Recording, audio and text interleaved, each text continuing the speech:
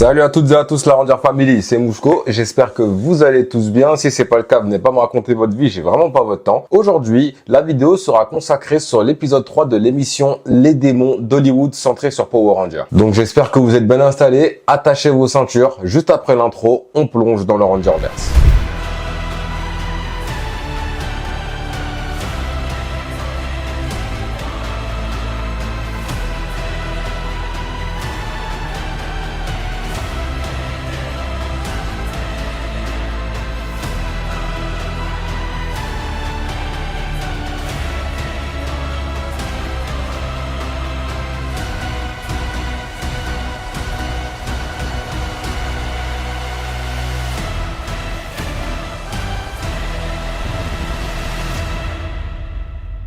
Alors, comme j'ai dit en début de vidéo, cet épisode sera centré sur l'épisode 3 de la célèbre émission Les démons d'Hollywood et cet épisode s'intitule La malédiction de Power Rangers. Titre qui est vraiment putaclic, c'est vraiment fou ça. Et cet épisode revient en profondeur sur les coulisses troubles de la franchise. On perd pas de temps, on commence la review.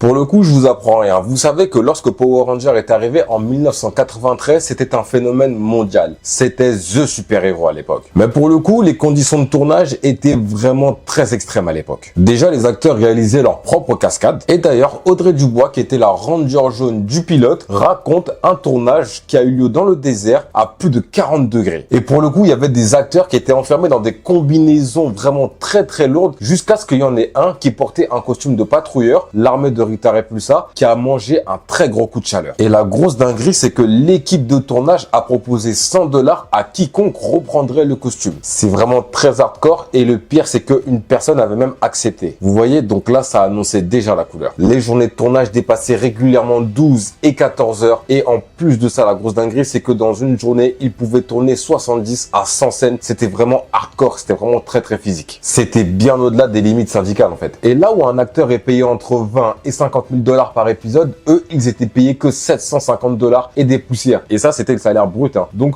vous retirez tout ça, ils sont payés, on va dire, 300 $ et des poussières. Quand on regardait Power Rangers au début, on pensait vraiment que c'était tout beau, tout rose, alors qu'en fait, ils étaient vraiment exploités. Et dites-vous que les produits dérivés ont rapporté plus d'1 milliard de $ à la franchise. Pour l'époque, 1 milliard, c'était vraiment trop colossal, en fait. Et dites-vous que les acteurs n'ont même pas touché un seul pourcentage de tout ça. Même pour avoir les jouets, ça se trouve, les acteurs, ils sont obligés de les payer. Et bien évidemment, il y a que M. Saban qui s'en est mis plein les poches. Espèce de crevard. Twitrang, la Ranger jaune qui jouait Trini, a osé demander à haute voix une meilleure rémunération devant tous les cadres du réseau, notamment devant Rupert Murdoch. Elle a aussitôt regretté son geste, mais ça n'a clairement pas plu à M. Saban. Et du coup, vous connaissez la suite. Cela a entraîné le licenciement de Austin St. John, qui jouait Jason le Ranger rouge, ainsi que de Walter Jones, le Ranger noir, et Twitrang qui jouait Trini. Et du coup, ils ont été remplacés bien après. Ah ouais, j'avoue, tu fais une bêtise et...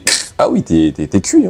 Encore une fois, Power Rangers, c'était une série à succès à l'époque. Et du coup, qui dit série à succès dit forcément polémique. Et bah, dites-vous que cette série était qualifiée de série pour enfants très violente. Du coup, les parents et certaines sociétés avaient peur que cela engendre un comportement violent chez les jeunes. Imaginez à quel point Power Rangers a été un phénomène mondial. En 2024, la franchise a généré plus de revenus que des licences pourtant gigantesques comme X-Men ou même l'univers DC. Et il y en a encore qui pensent que Power Rangers ne pourra pas se créer un univers cinématographique au cinéma sérieusement. Attendez, on arrive en force, attendez.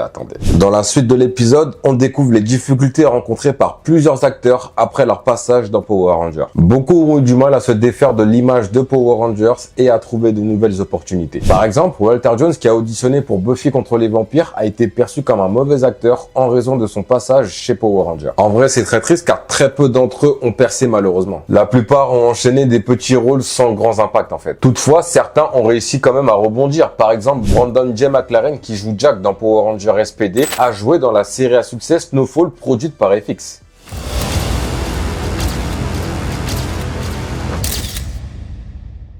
En 2001, Disney rachète les droits de Power Rangers. La série devient donc enfin syndiquée avec un temps de tournage mieux encadré et bien sûr une augmentation de salaire pour les acteurs. Des règles de sécurité sont même mises en place pour éviter les risques de blessures pour les acteurs. Du coup, ils ont des doublures. Mais bon, c'est pas parce que la série est syndiquée que tout devient parfait et sans problème. Prenons quelques exemples. Austin St. John, qui incarnait Jason, le Ranger rouge dans Power Rangers Mighty Morphin et le Ranger doré dans Zeo, a été accusé de fraude électronique, portant sur un montant allant jusqu'à 3 millions de dollars. Une sacrée affaire. 3 millions de dollars. C'est vraiment une grosse dinguerie quand même. Moi, honnêtement, j'aimerais bien qu'il fasse croquer genre 1 million de dollars, je sais pas.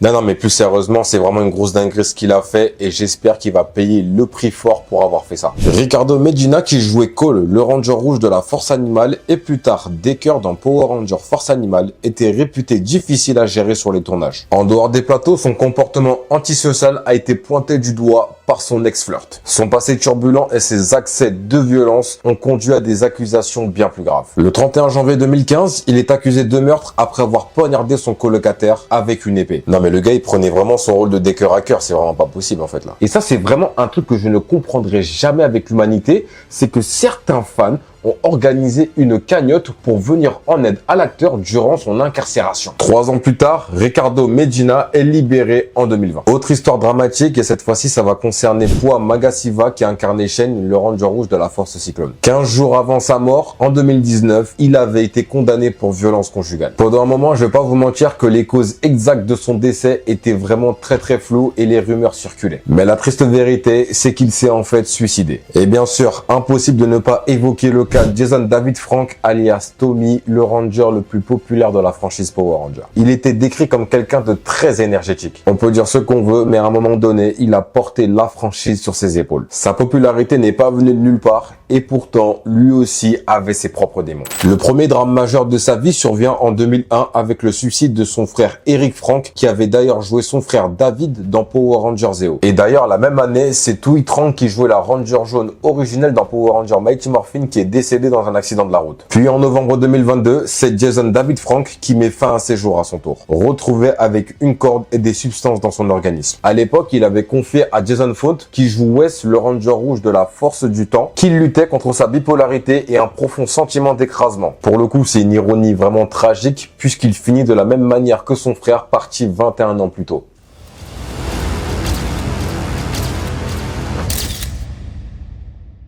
Bon, conclusion la famille, cet épisode met en lumière les effets dévastateurs du système. La célébrité, la pression, les dérives, les abus des producteurs. Mais malgré tous ces drames, je vais vous le dire clairement, la Ranger Family, Power Rangers n'a aucune malédiction. Il faut totalement arrêter avec ça. Comme dans de grandes productions, certains acteurs ont sombré, certains ont pu rebondir. Et la franchise Power Rangers continue de vivre et à marquer les générations. Après, je sais ce que certains vont se dire. Ils vont se dire que mon avis est biaisé tout simplement parce que je suis un très gros fan de cette franchise. Mais non, en fait, faut être clairement objectif, les gars. Le plus fou dans tout ça, c'est de voir des gens complètement déconnectés de Power Rangers aujourd'hui, essayant de faire du buzz en surfant sur ces drames. Parce qu'une dizaine de personnes ont mal tourné, que ça soit derrière ou devant la caméra, et il faut dire du coup que tout le fruit est pourri. Il y a des dizaines et des dizaines de personnages et d'acteurs emblématiques dans cette franchise. Donc, on ne va pas prendre une minorité pour en faire toute une généralité. Je devrais faire de la politique, en fait, moi. Quand on regarde toutes ces histoires en profondeur, on réalise surtout que derrière ces héros que certains idolâtrent se cachent des êtres humains en fait, avec leurs failles, leurs souffrances et leurs combats personnels. Ils luttent tous contre leurs propres démons, comme nous tous en fait. Eux aussi, ils auraient parfois eu besoin d'un mentor intergalactique, des amis ultra fidèles, d'un transmutateur qui aurait pu les aider à tenir. Ces drames peuvent arriver à n'importe qui, un voisin, un collègue, un proche. Ça fait partie des tragédies humaines malheureusement bien réelles. Parler de malédiction n'a donc aucun sens. Au final, la franchise a tenu 30 saisons, produit des comics qui sont des bangers absolus et un reboot est même en préparation qui va débarquer sur Disney+.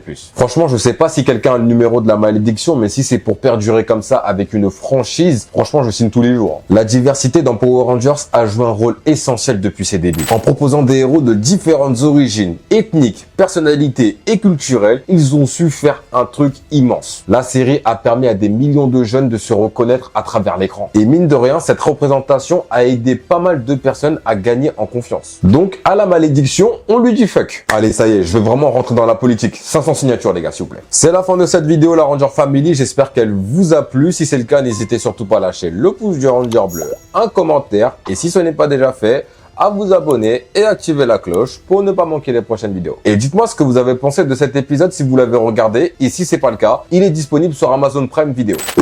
En tout cas, moi avec mon casque, je retourne tabasser des gens sans raison. On se dit à la prochaine vidéo, la Ranger Family. C'était Mousco et à plus tard.